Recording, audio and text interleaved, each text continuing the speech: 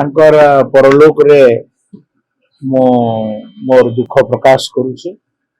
ତାଙ୍କର ଶୋକ ସନ୍ତପ୍ତ ପରିବାର ପ୍ରତି ମୁଁ ବେଦନା ଜ୍ଞାପନ କରୁଛି। ତାଙ୍କର ସମର୍ଥକ ତାଙ୍କର ଯେଉଁମାନେ ଶୁଭାକାଂକ୍ଷୀ ସେମାନଙ୍କୁ ବି ମୋର ସମବେଦନା ଜଣାଉଛି। ମୋର ଆମର ପାରିବାରିକ ସମ୍ପର୍କ ଥିଲା, ଆମେ ରିଲେସନରେ ତ ମୁଁ ବ୍ୟକ୍ତିଗତ ଭାବରେ ମୋର ମାହାତ୍ମ୍ୟ ତାଙ୍କର ଏବଂ 2 ଦିନ 3 ଦିନ ପୂର୍ବରୁ ମୁଁ ତାଙ୍କ ପାଖକୁ ଯାଇଥିଲି।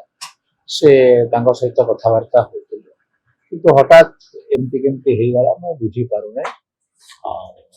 ତାଙ୍କର ଆତ୍ମାକୁ ଭଗବାନ ଶାନ୍ତି କରନ୍ତୁ, ଶାନ୍ତ କରନ୍ତୁ, ଏତିକି ପ୍ରାର୍ଥନା କରୁଛି। ତାଙ୍କର ପରଲୋକରେ ମୁଁ ମୋର ଦୁଃଖ ପ୍ରକାଶ କରୁଛି। ତାଙ୍କର ଶୋକ ସନ୍ତପ୍ତ ପରିବାର ପ୍ରତି ମୁଁ ବେଦନା ଜ୍ଞାପନ କରୁଛି।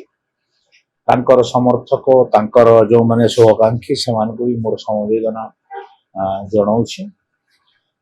ମୋର ଆମର ପାରିବାରିକ ସମ୍ପର୍କ ଥିଲା, ଆମେ ରିଲେସନରେ ତ ମୁଁ ବ୍ୟକ୍ତିଗତ ଭାବରେ ମୋର ମାହାତ୍ମ୍ୟ ତାଙ୍କର ଏବଂ 2 ଦିନ 3 ଦିନ ପୂର୍ବରୁ ମୁଁ ତାଙ୍କ ପାଖକୁ ଯାଇଥିଲି।